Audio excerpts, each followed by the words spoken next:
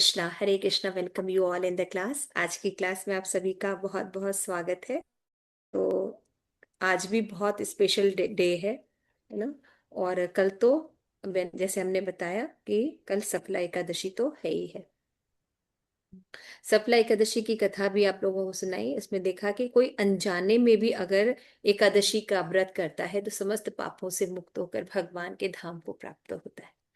तो अगर हम समझ कर अपनी इंद्रियों को वश में कर भगवान पर ज्यादा से ज्यादा अपना समय करें और वैष्णव एडिकेट्स जो है वो सुनने का प्रयास करें, तो क्या होगा, धीरे धीरे हमारा हमारा विकास हो जाएगा, है ना।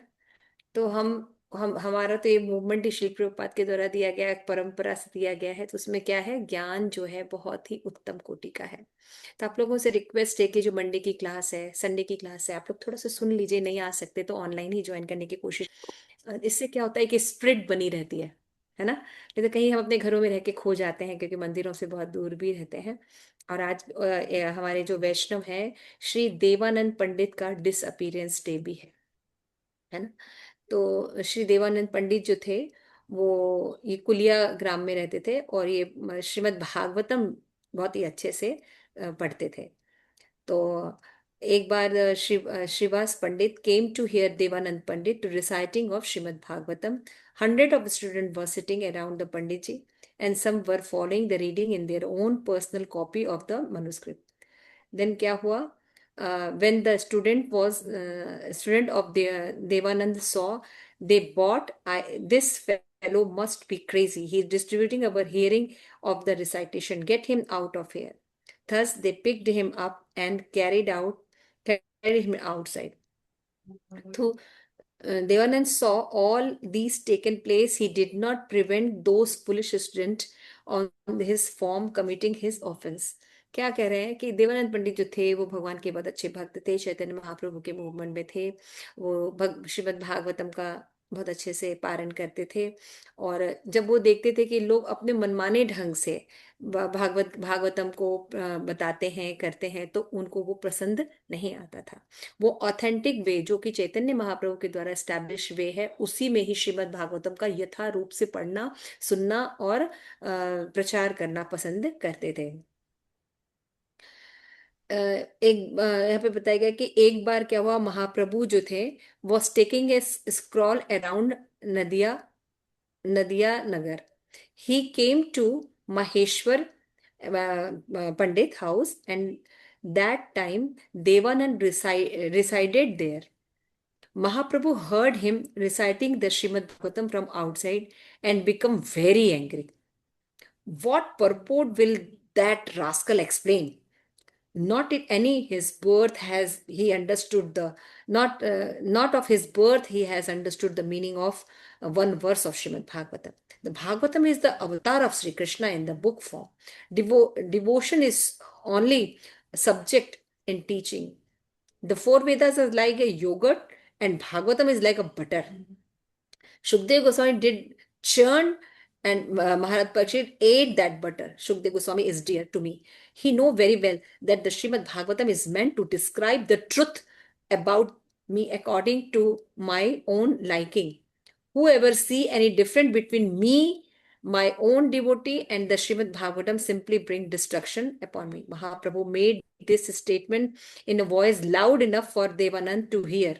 Then he turned go back to his home, the devotee following with beg for mercy. He continued, all the scriptures state that the Srimad Bhagavatam, highest realization, without having understood any of this, simply for the sake of name and fame, he posed himself as a teacher of his great book.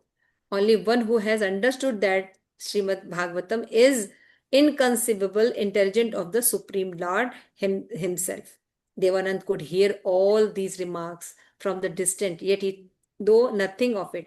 After some time, Gaur Sundar accepted sannyas and went to live at Nilachal. It was then at last began to feel some bad. Such a great soul involved with the lover God, but I never him to have his association. One day, Shri Vishwekar Pandit, Vakreshwar Pandit came to Kulia And in the evening, there was a festival. He was dancing and chanting the holy name of the Lord. Devanand present on the occasion and was completely stunned by seeing the Vakreshwar Pandit ecstatic, chanting and dancing. At that night, more and more people came to listen Kirtan, and there was huge crowd was there. When Vakreshwar fent in the sorry, fent in love of क्या लिखा है? हाँ, fent in the love of God, Devanand careful put his head on his lap and brushed the dust from the body upper. Then he screamed that dust on his own body. That day, the service of the devotee has its auspicious beginning. At some, Mahaprabhu returned to Bengal and see Mother Holy Ganga. He also came to Kulia at that time. Thousand upon thousand people came to the darshan of his lotus feet. All those who has previously committed offense against the Nimai Pandit by thinking him that he is an ordinary human being, Mahaprabhu forgave him from that moment because he was the Lord foremost dear. Still he felt a little hesitate and thus upon अच्छा इसमें ये था कि देवानंद पंडित जो थे पहले वो जो बताया गया था कि रिसाइटेशन करते थे लेकिन वो ठीक से he was a famous recitator of Srimad Bhagavatam and many people used to study Srimad Bhagavatam under his guidance. One afternoon, Srivas Pandit came to hear Devanand Pandit's recitation of Bhagavatam. Hundreds of students were seated around the Pandit and some were following his reading in their own personal copy of manuscript. समझ में आ रहा है? तो देवानंद पंडित जो थे, मैंने थोड़ा सा गलत में मिस हो गया था कि देवानंद पंडित जो थे उनको श्रीमद् भागवतम का यथारूप परंपरा से नॉलेज नहीं था।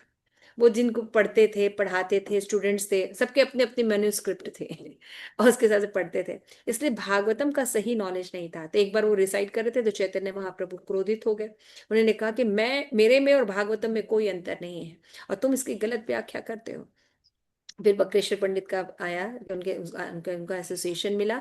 उसके एसोसिएशन में बहुत प्योर हुए और उनके भक्ति और चैंटिंग देख के वो उनको हुआ और उनको थोड़ा सा नॉलेज हुआ। तो फिर से चैतन्य महाप्रभु वापस आए और उन्होंने जब देखा श्रीमद् भागवतम का सही तरह से पाठ करते हुए तो वो बहुत प्रसन्न हुए, क्योंकि और भी बहुत से लोग थे जिन्होंने नित्यानंद के चरणों में अपराध किया था, उनको एक ऑर्डिनरी पर्सन समझ के, पर चैतन्य महाप्रभु ने उन सबको माना। What part with sorry after some days, ये तो मैंने बता दिया।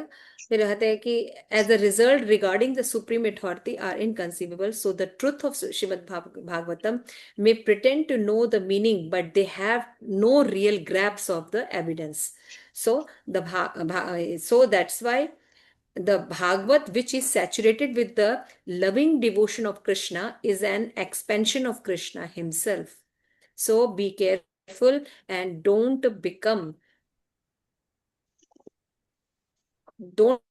don't make the purport by own. Then Devanand fell on Srivanas Pandit and begged forgiveness, raised him, and uh, and his offense retreat far away. All that he shouted, Hari Hari. This his disappearance is one of 11th day of the dark fortnight month of the पौर्णमास। इस तरह से वो शुद्ध भक्त बने और फिर से उन्होंने सही से श्रीमद् भागवतम का पठन किया। ठीक है, तो चैतन्य महाप्रभु को, श्रीवास पंडित को और बाकी सभी वैष्णव को प्रसन्न किया। ठीक है, देवानंद पंडित की जय। तो आज हम पढ़ रहे हैं आत्म साक्षात्कार का। आत्म साक्षात्कार का विज्ञान में पढ़ रहे हैं शांति सूत्र। कितने लोगों के पास बुक है, रीडिंग कर सकते? 1 2 3। ओके, ठीक है। अदिति माता जी आप स्टार्ट कीजिए। नमो विष्णु पादाय कृष्ण प्रेष्ठाय भूतले श्रीमते भक्ति वेदांत स्वामी निति नामिने नमस्ते सारस्वती देवी गौरवाणी प्रचारिणे निर्विशेष शून्यवादी पाश्चात्य देशितारे। जय श्री कृष्ण चैतन्य प्रभु नित्यानंद श्री अद्वैत गदाधर शिवसादि गौर भक्त वृंद। हरे कृष्ण कृष्ण कृष्ण हरे हरे, हरे राम राम राम हरे हरे। तो कल एकादशी तो है, ये साथ में यमुना देवी दासी जो शिल प्रपात डिसाइपल थे उनका भी डिसअपियरेंस डे है, उनका मनाया जाएगा। तो दोनों दिन आप लोग मेडिटेट कर सकते हैं, यमुना देवी दासी के बारे में भी आप पढ़ सकते हैं। ठीक है, आइए शुरू करते हैं। आदित्य माता जी, आप पढ़ पाएंगे? इसी बात है। हम्म। पढ़िए माता जी। शांति सूत्र। यह पृथ्वी श्री भगवान की। ये पृथ्वी श्री भगवान की संपत्ति है, परंतु हम पृथ्वी प्राणी लोग विशेषकर तथाकथित सभ्य मनुष्य भगवान की संपत्ति को अपनी संपत्ति घोषित कर रहे हैं। यह घोषणा व्यक्तिगत सामूहिक दोनों ही दृष्टिकोण से मिथ्या धारणा धारणा पर आधारित है। यदि आप शांति चाहते हैं तो आपको इस मिथ्या धारणा को अपने मन से एवं विश्व से दूर करना होगा। आधुनिक सभ्यता की महान त्रुटि यह है त्रुटि कि त्रुटि। त्रुटि त्रुटि यह है कि दूसरों की संपत्ति पर अनाधिकार चेष्टा करना, जैसे संपत्ति उसी व्यक्ति की ओर वो इस प्रकार प्रकृति के नियमों के पालन में अनावश्यक अशांति की सृष्टि करना। प्रकृति के नियम अत्यंत कठोर हैं, कोई भी जीव इनको भंग नहीं कर सकता। जो कृष्ण भक्त हैं केवल वे ही प्रकृति के नियमों की कठोरता पर सरलता से विजय प्राप्त कर सकते हैं। थैंक यू और माता जी, थैंक यू। तो आप लोग थोड़ा हमें बताइए कि शांति का सूत्र क्या है। क्या पढ़ा है आपने शांति का सूत्र? हाँ बोलिए। हाँ, भगवान ने 5.29 में बताया था ना लास्ट इसमें, भोक्ताराम यक तपसाम सर्वलोक महेश्वरम सुहृदम सर्वभूता नाम ज्ञात्वा माम शांतिम इच्छति। तो इसमें उन्होंने कहा था कि जो मुझे यज्ञ का ये लक्ष्य समझता है पर और मुझे परम भोक्ता समस्त लोकों तथा देवताओं का परम ईश्वर और समस्त जीवों हमारी मतलब मानता है या हितैषी जानता है, वही शांति प्राप्त कर सकते हैं। वेरी नाइस, थैंक यू माता जी, थैंक यू सो मच। तो ये बहुत फेमस श्लोक है ना, हम सब जानते हैं, थोड़ा सा याद रखने की कोशिश करनी चाहिए। तो देखिए, हम जैसे इस जिस भी जगह जानते कि हम सुखी रहे, रहे, है ना, शांति रहे और प्रॉस्पेरिटी रहे, है ना, यही चाहते हैं ना सारे लोग। सभी चाहते हैं। सभी चाहते हैं। हम सब अपने ढंग से सुखी होना चाहते हैं, अपने ढंग से प्रॉस्परस यानी समृद्धवान होना चाहते हैं, और अपने ढंग से पीसफुल या शांति होना चाहते हैं। इसीलिए कोई भी इसको स्टैब्लिश नहीं कर पाया। तो no one have a clue. तो क्लू किसको होता है? जिसने सृष्टि की है उसको क्लू होता है। सीधी सी बात है, जिसने सृष्टि की है, जिसने दुनिया बनाई है, उसको पता होता है कि कैसे शांति, प्रॉस्पेरिटी और सुख लाया जा सकता है। तो भगवान ने भगवत गीता में अर्जुन को एक किया शांति का सूत्र। जब तक कोई दूसरों की संपत्ति पर अपना अधिकार जमाता रहेगा तब तक सही शांति स्टैब्लिश नहीं हो सकती। तो थोड़ा देखिए, आज की दुनिया में सारे लोग ऐसे ही करते हैं, है ना। घर बनाएंगे तो सामने पूरा बंगला लगाएंगे सड़क की जमीन हमारी होनी चाहिए, देखा है ना। या जैसे कि और जगह देखते हैं कि अगर घर बनाए तो बगल में कुछ टेंट डाल देते हैं या झोपड़ी डाल देते हैं, है ना, कि वो एरिया कवर हो जाए। दो तीन भैंस गाय बांध देते हैं ऐसे बहुत सी चीजें होती हैं। संपत्ति पर अधिकार करना, है ना, ये हर जितने भी इस दुनिया में लोग रहते हैं वर्ल्ड में, उनका ये नेचर होता है, क्योंकि ये आसुरिक स्वभाव होता है ना। इसकी मूल जड़ क्या है? इसकी अगर जैसे कि आपने देखा होगा, योगी जी बहुत अवैध चीजें तोड़ देते हैं, है ना, जो ऐसे इलीगल चीजें हैं उनको वो खत्म कर देते हैं बुलडोजर के थ्रू। लेकिन ये सोल्यूशन बहुत ज्यादा कारगर नहीं है। क्यों? क्योंकि मूल कारण ये नहीं है कि इस व्यक्ति ने गलती की, इस व्यक्ति ने भ्रष्टाचार किया। हमने सबने ईशोपनिषद पढ़ते समय पढ़ा है कि एक जीव के चार दोष होते हैं, है ना, हर ह्यूमन बीइंग में, चाहे वो प्राइम मिनिस्टर हो, चाहे छोटा सा इंसान हो, अमेरिका में हो, लंदन में हो, ऑस्ट्रेलिया में हो, है ना, में हो या इंडिया में हो, साउथ अफ्रीका में हो, सबके पास वो चार दोष होते हैं। अगर कोई ह्यूमन बीइंग है तो चार दोष होंगे। कौन कौन से? यस, नरसिंह सुती माता जी, एक बताइए। मिस्टेक करने की आदत होती है। मिस्टेक करने की आदत होती है। Can you explain it?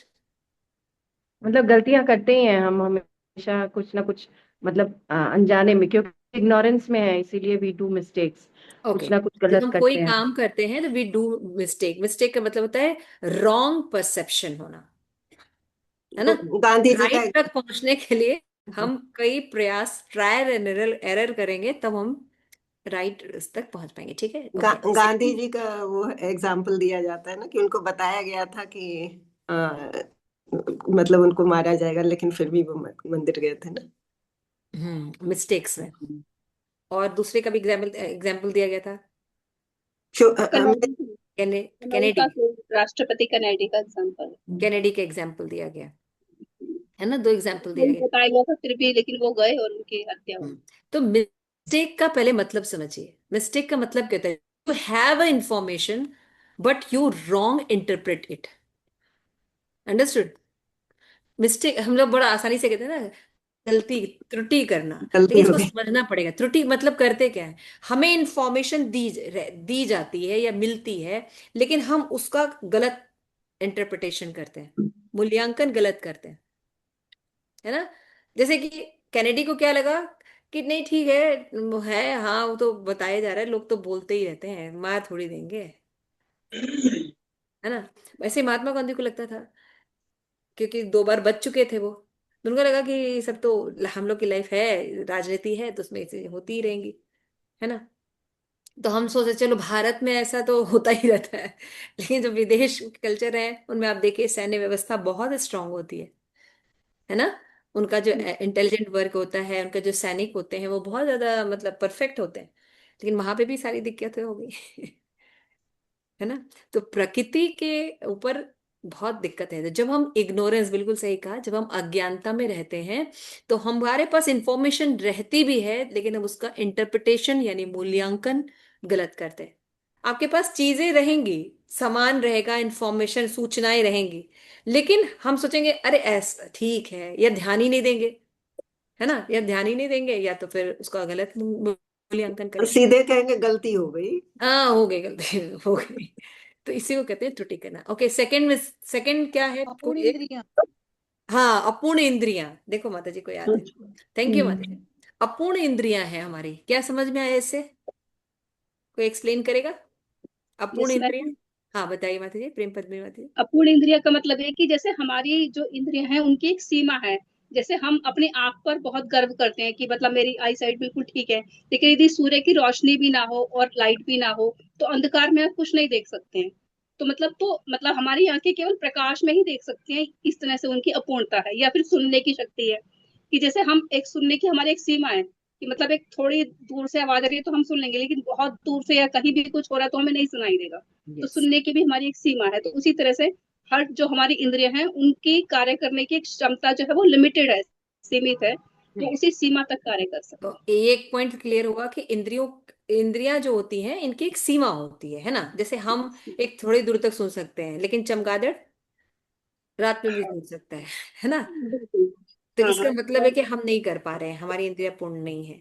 तो एक तो होता है कि एक तो होता है कि इंद्रियां सीमित है, और जो इसके नहीं अलावा कर और सकती भी है। एक पॉइंट और भी है कि जैसे हम आंख है तो केवल आंख से ही देख सकते हैं, कान से केवल हम ये कान से ही सुन एक सकते हैं, इंद्रियां एक ही कार्य कर वो भी सकती हैं। कार्य कर सकती दूसरी है, ये भी प्रॉब्लम एक ये है। पॉइंट है। और तो तीसरी, ये भी सीमा है। और क्या तीसरी इंद्रिया सीमित है? और तीसरी उस पर भी ये भ्रम रहता है उसमें। चीटिंग करने की प्रोपेंसिटी। हाँ, मतलब नहीं हम जो नहीं, कुछ उस देख रहे अभी हैं इंद्रियों का वो ही जरूर चर्चा है हो कि रहा वो है। सत्य हो। उसमें हाँ, भी भ्रमित होते हैं ना, आप देखिए कभी नहीं कभी नहीं आंखों होते से हैं। आप देखेंगे ये है, लेकिन वो फिर भी सही नहीं होता है। हाँ हाँ बिल्कुल। कानों से आप सुनेंगे, आपको लगेगा कि किसी की आवाज है, लेकिन वो वैसा होता ही नहीं पता है। नहीं चलेगा। भ्रमित। तो ये तीनों चीज मिला के समझना चाहिए कि इंद्रियां सीमित है। ठीक है। सीमित। थर्ड त्रुटि क्या है? चीटिंग करने की प्रोपेंसिटी। चीटिंग। चीटिंग करने की तो पहली त्रुटि थी हम गलतियां करते हैं, दूसरी त्रुटि थी हम इंद्रियां सीमित हैं, तीसरा है कि हमारे अंदर चीटिंग प्रोपेंसिटी है। चीटिंग मतलब धोखा देने की प्रवृत्ति। प्रवृत्ति। अभी तो कि माता जी प्रवृत्ति। क्या समझ में आता है धोखा देने की प्रवृत्ति है? माता जी मतलब धोखा देने के मतलब एक तो हम खुद को ही धोखा देते हैं कि मतलब हम शरीर हैं, आत्म मतलब आत्मा होते हुए भी शरीर है। यस, ठीक है, समझ में आ रहा है। देखिए एक तो होता है धोखा देना, जैसे कि हम नॉर्मल समझते हैं, किसी को गबन कर दिया, पैसा ले लिया, किसी का धन छीन लिया, ये भी धोखा होता है। लेकिन जितने भी तरह के धोखे होते हैं, हमारे शास्त्र बताते हैं इसका मूल कारण क्या है। हम्म, इसका मूल कारण ये है कि हम अपने आप से, भगवान से धोखा करते हैं, इसलिए हम हर चीज में धोखा करते हैं। यस। क्योंकि जब हमसे बोला जाता है कि हम धोखा देने की प्रवृत्ति है, तो जनरली क्या कॉन्सेप्ट सामने आता है, नहीं नहीं हमारे अंदर तो ये नहीं है, हम तो बिल्कुल चीटिंग नहीं करते हैं। इसकी शुरुआत कहाँ से है? इसकी शुरुआत ये है, हम अपने आप को शरीर मानते हैं। ये चीटिंग नहीं है, कितना बड़ा, कितना बड़ा धोखा है। हम अपने आप को हमसे पूछा जाए हम कौन है, हम बताएंगे मेरा नाम सीता ठुकरानी है, मैं यहाँ रहती हूँ, मैं ये है, मेरे 2 बच्चे, मेरे ये हैं वो हैं मेरे, ऐसे बताएंगे ना। तो हम किसके, शरीर के बारे में, आत्मा के बारे में हमें केवल सैद्धांतिक ना पता चला है। उन लोगों को तो इतना भी नहीं पता चला है ना। समझ रहे प्रियदर्शन? क्लियर हो? तो तीसरी त्रुटि ये है, और चौथी त्रुटि क्या है? मोह में रहना। माया से मोह में भ्रमित। रहना। माया में रहते हैं, भ्रमित रहते हैं, हम्म। इल्यूजन में रहते हैं, है ना। ये सभी जीव रहते हैं हम्म। जो केवल सिद्ध हो चुके हैं, भगवान की भक्ति कर रहे हैं शुद्धता से, वो रहते हैं। लेकिन जितने भी जीव हैं इस पृथ्वी पर, सभी क्या होते हैं? भ्रमित। भ्रमित होते हैं, माया के बंधन से भ्रमित रहते हैं, उनको भ्रम रहता है। भ्रम का कोई एग्जाम्पल?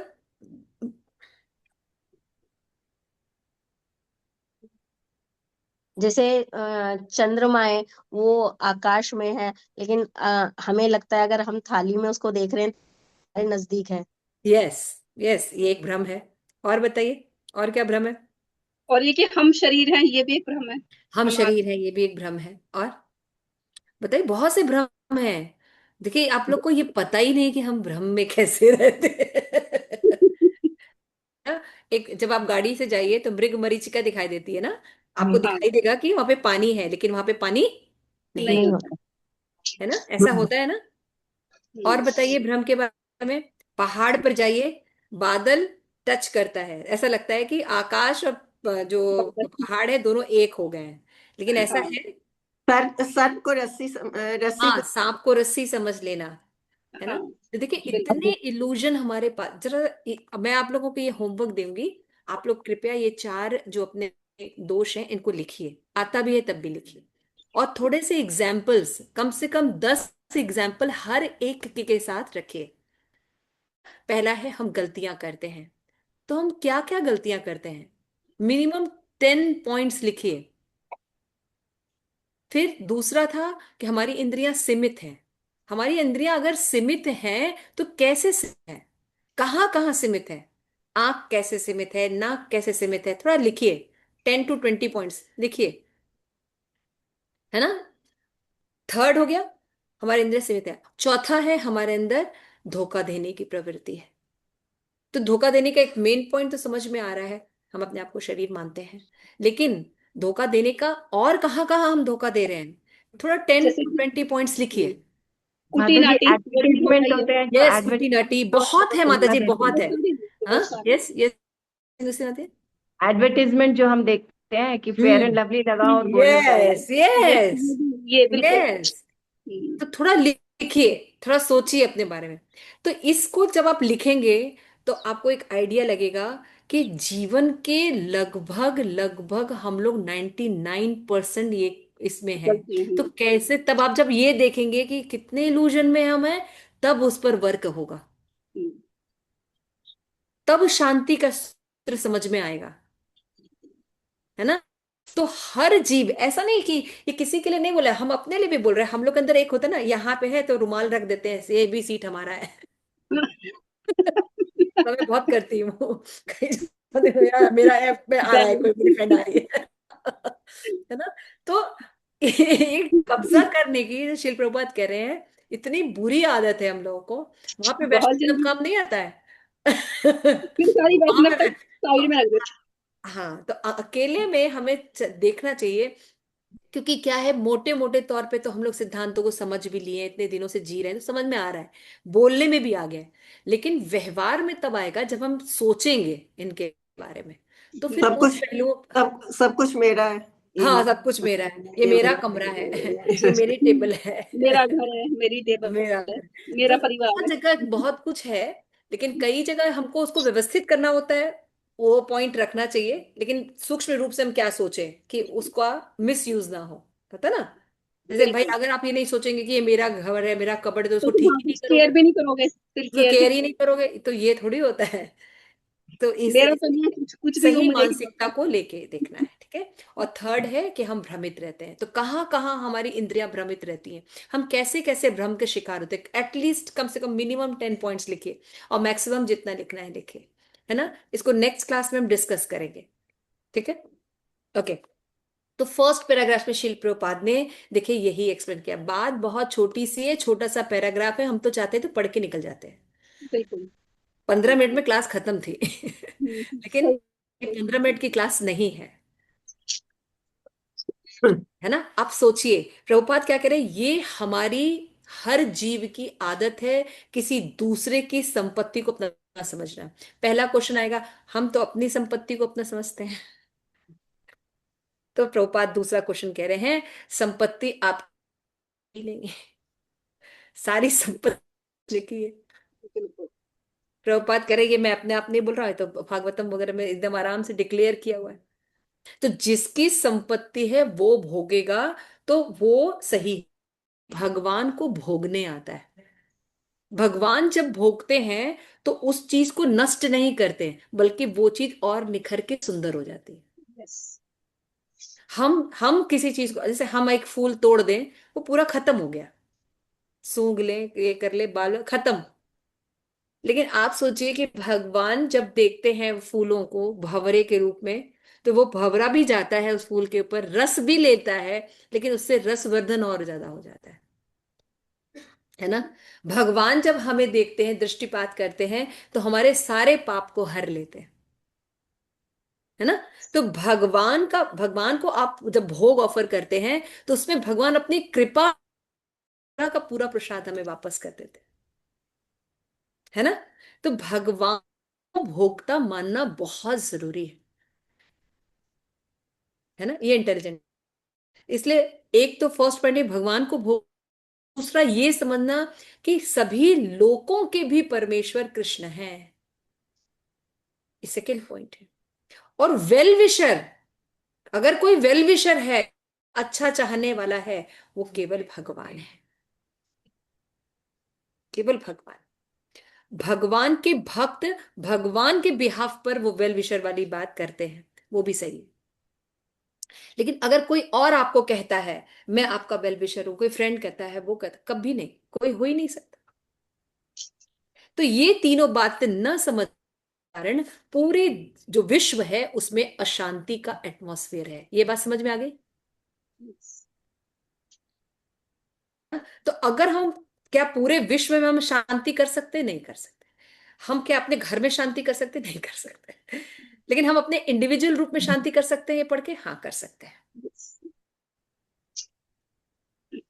बार बार हमें इंपॉर्टेंट देना पड़ेगा आध्यात्मिक चीजों को, और भोक्ता भगवान को मानना पड़ेगा, ये प्रैक्टिस करनी पड़ेगी। भोग बनाना होगा, भगवान को ऑफर करना होगा, कोई चीज लाना है, भगवान को ऑफर करना है, भगवान को भोक्ता के रूप में समझना है, सर्वलोक महेश्वर के रूप में समझना है, भगवान को हृदय समझना है, well wisher, best well wisher.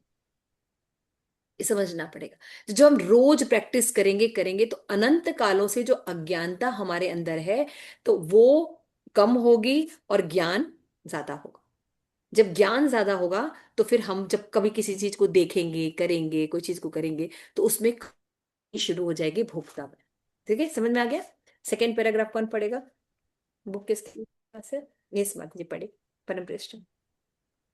हरे कृष्ण। जिस प्रकार एक राज्य की सुरक्षा कानून विभाग के द्वारा की जाती है, उसी प्रकार इस ब्रह्मांड रूपी राज्य की जिसका पृथ्वी केवल एक नगण्य अंश है, रक्षा प्रकृति के नियमों के द्वारा होती है। यह भौतिक प्रकृति भगवान की, जो प्रत्येक वस्तु के सर्वोच्च स्वामी है, विभिन्न शक्तियों में से एक है।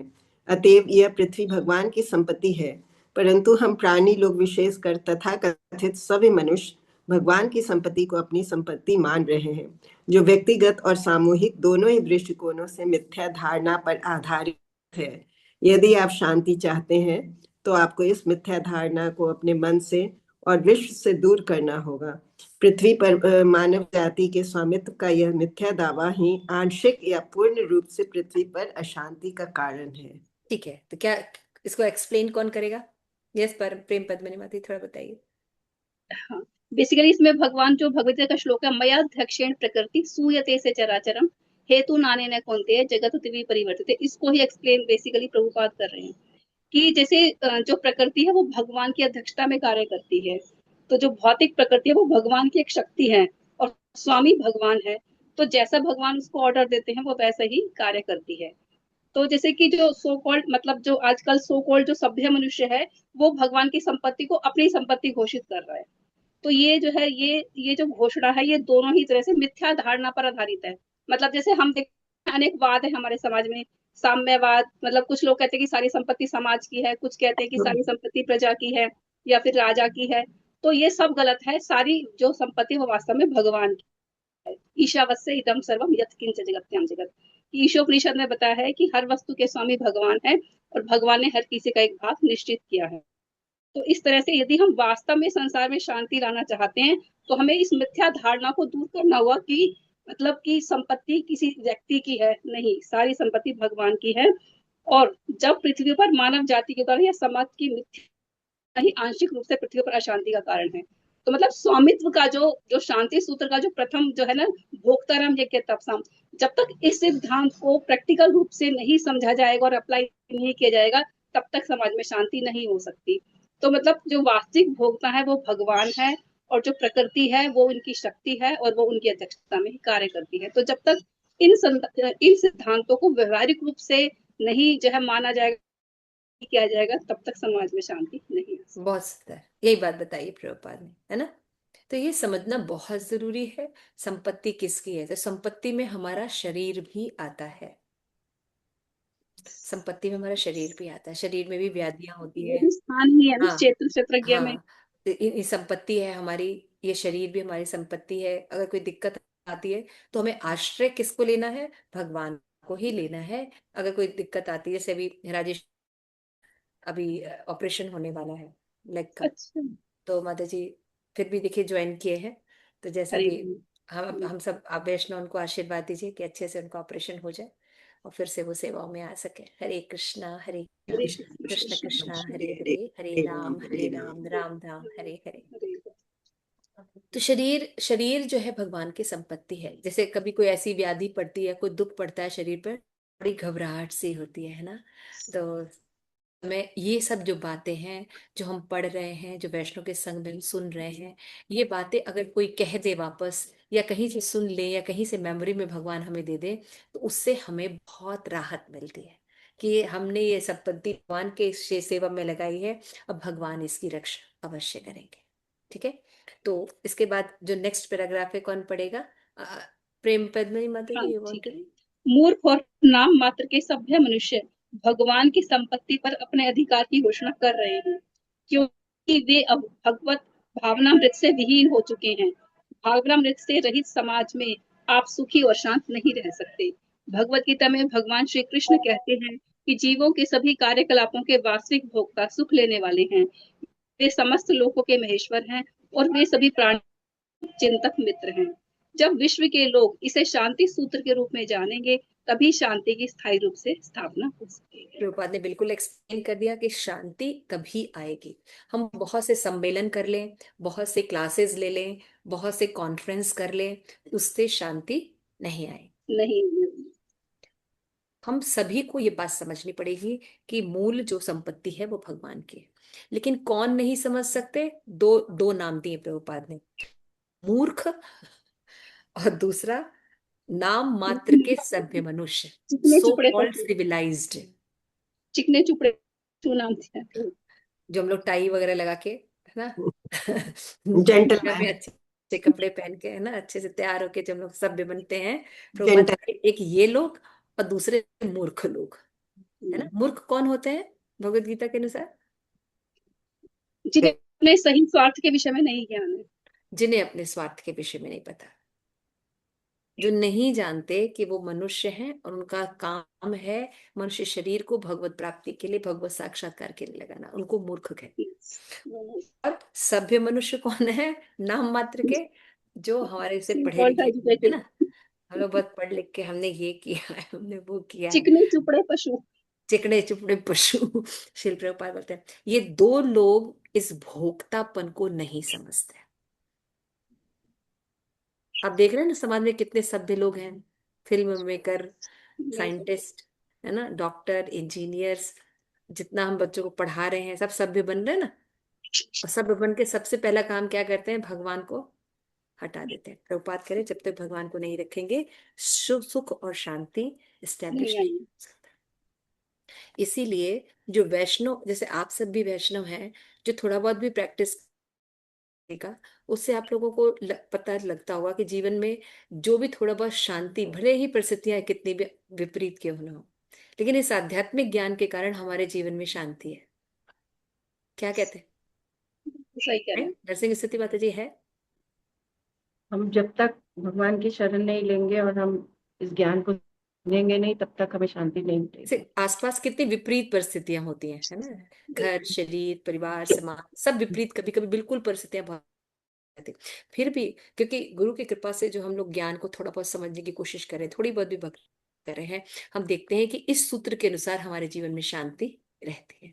क्यों प्रियदर्शनी, ऐसा लगता है आपको? मतलब यस माता जी। ये सब बातें जो हम पढ़ रहे हैं ये काल्पनिक नहीं है, ये सब बातें सच में होती हैं। अगर हम जितना ज्यादा इस पर फोकस करते जाएंगे उतना ज्यादा हम अपनी आत्मा पर कंसंट्रेट करते जाएंगे, और उतनी ज्यादा हमारी जो शारीरिक चेतना है उसके साथ कुछ भी हो रहा हो हमें ज्यादा दिक्कत नहीं आएगी, है ना, ज्यादा दिक्कत नहीं आएगी। इसलिए इस चेतना में रहना। यस, और कोई पढ़ेगा? प्रियदर्शनी आप पढ़ोगे? पढ़। अतएव यदि आप शांति स्थापित करना चाहते हैं तो आपको अपनी चेतना को कृष्ण भावनामृत में बदलना पड़ेगा। व्यक्तिगत और सामूहिक दोनों रूपों से और परिवर्तन की यह विधि भगवान नाम कीर्तन विश्व में शांति स्थापित करने की यह एक प्रमाणिक एवं आदर्श विधि है। इसीलिए हम संस्तुति करते हैं कि सभी लोग निम्नलिखित मंत्र का कीर्तन करें और कृष्ण भावित हो जाएं। हरे कृष्ण कृष्ण कृष्ण हरे हरे, हरे राम राम राम हरे हरे। अब देखिए यह क्या विधि है, जैसे किसी भी हम कोई किसी करते हैं, कोई भी बात पढ़ते हैं तो इतनी ज्यादा फिलोसफी बताते हैं कि फिर होता अच्छा ठीक है समझ तो गए, बहुत अच्छी लगी क्लास, लेकिन करे क्या? करना इतना डिफिकल्ट बताते हैं कि वो नहीं होता। प्रभुपाद सब कुछ बताते हैं और जो मेथड है, जो करना है, वो भी बहुत इजी बताते हैं। प्रभुपाद यहाँ पे कहते हैं कि हमें शांति कैसे स्टेब्लिश करनी है, व्यक्तिगत और सामूहिक दोनों करना, है ना। अगर समाज में अव्यवस्था फैली है तो आप शांत रहेंगे, नहीं, और डिस्टर्ब तो समाज शांत है और आप शांत नहीं है तो शांति रहेगी? नहीं नहीं। दोनों स्थिति में शांति नहीं रहेगी, है ना। सही। तो हमें दोनों जगह कार्य होगा। और इसका प्रभुपाद कहते हैं बहुत साधारण है, भगवान के नाम का कीर्तन करना। और कैसा मंत्र है ये माधुर्य रस से भरा हुआ मंत्र है। ये जो हरे कृष्ण मोहम्मद हमको लगता है ना साधारण है, नहीं, ये गौड़ नाम नहीं है, ये मुख्य नाम भी नहीं है, ये माधुर्य नाम है। हरे कृष्ण हरे कृष्ण कृष्ण कृष्ण कृष्ण कृष्ण कृष्ण हरे हरे हरे, हरे, हरे हरे राम राम हरे हरे राम राम राम राम राम हरे हरे। हरे हरे। इसको सुनना है, 10 अपराधों से बचते हुए करना है, तो हम भी शांति सूत्र अपने जीवन में और समाज में स्टैब्लिश कर देंगे। कई लोग, अभी कल क्लास में मेरी चर्चा हुई थी कि बहुत पोल्यूशन है दिल्ली में, नोएडा में, इस इलाकों में बहुत ज्यादा पोल्यूशन हो रहा है। मैंने शिल प्रभुपाद का परपोर्ट पढ़ रही थी, उसमें लिखा था कि यदि कोई हरे कृष्ण महामंत्र का कीर्तन करता है तो भगवान के नाम के कीर्तन करने से वहां का पूरा वातावरण शुद्ध हो जाता है। और मुझे इन चीजों में बहुत विश्वास है। तो अगर हम सामूहिक रूप से थोड़ा थोड़ा कीर्तन करें, थोड़ा बाहर भी बैठ के कभी कीर्तन करें, पार्क में कहीं पर भी, तो आप वातावरण को शुद्ध कर सकते हैं। यस। क्योंकि ये नाम में बहुत शक्ति है, ये साक्षात राधा रानी और कृष्ण का बीज मंत्र है। यस, लास्ट पैराग्राफ कौन पढ़ेगा? यह विधि व्यवहारिक सरल और सर्वोत्कृष्ट है। 480 वर्ष सर्वोत्कृष्ट, पहले सर्वोत्कृष्ट है। सर्वोत्त, देखिए चार सर्वोत्कृष्ट, बड़ी सर, सर्वोत्कृष्ट यस। 480 वर्ष पहले भारत में भगवान श्री चैतन्य के द्वारा इस शांति सूत्र को आरंभ किया गया था और अब यह आपके देश में उपलब्ध है। कीर्तन को उपरोक्त सरल विधि को ग्रहण कीजिए और भगवद गीता यथारूप के अध्ययन के द्वारा अपनी वास्तविक स्थिति का साक्षात्कार कीजिए और श्री कृष्ण अर्थात भगवान के साथ अपने विस्मृत संबंध को पुनर्स्थापित कीजिए। इतना करने के परिणाम स्वरूप विश्व में तत्काल ही शांति और समृद्धि स्थापित हो जाएगी। हरे कृष्ण। जो बात कह रहे हैं इसके 500 वर्ष भी स्टैब्लिश किया है चैतन्य महाप्रभु ने आके हरि नाम संकीर्तन करने का। और अगर हम इसको करते हैं, ये बहुत ही सरल विधि है। सरल है इसका ये मतलब नहीं कि उसका इफेक्ट नहीं है ना। तो हमेशा ध्यान रखिए, जो एक्सपर्ट्स होते हैं ना, किसी भी चीज में कोई एक्सपर्ट होते हैं, तो वो क्या करते हैं, वो चीजों को सरल बना देते हैं ताकि उनका आराम से उपयोग किया जा सके, है ना। लेकिन इसका ये मतलब नहीं है कि वो चीज नॉन इफेक्टिव है। जैसे हम लोग कहेंगे अरे तपस्या करना चाहिए, पहाड़ चढ़ना चाहिए, नदी में जाना चाहिए, बीच में घूम के आचरण करना चाहिए, यहाँ नहीं। चैतन्य महाप्रभु का जो मिशन है, हमें कीर्तन करना है और भगवद गीता यथारूप पढ़ना है, प्रचार करना है। इससे क्या होगा, प्रभुपाद कहते हैं हमारा जो भगवान के साथ कनेक्शन कट गया है वो जुड़ जाएगा और शांति स्टैब्लिश हो जाएगी। ठीक है। श्रील प्रभुपाद की जय। आप सभी गौर भक्तवृंद की जय। निताई गौर प्रेमानंदे Hari. Thank you so much.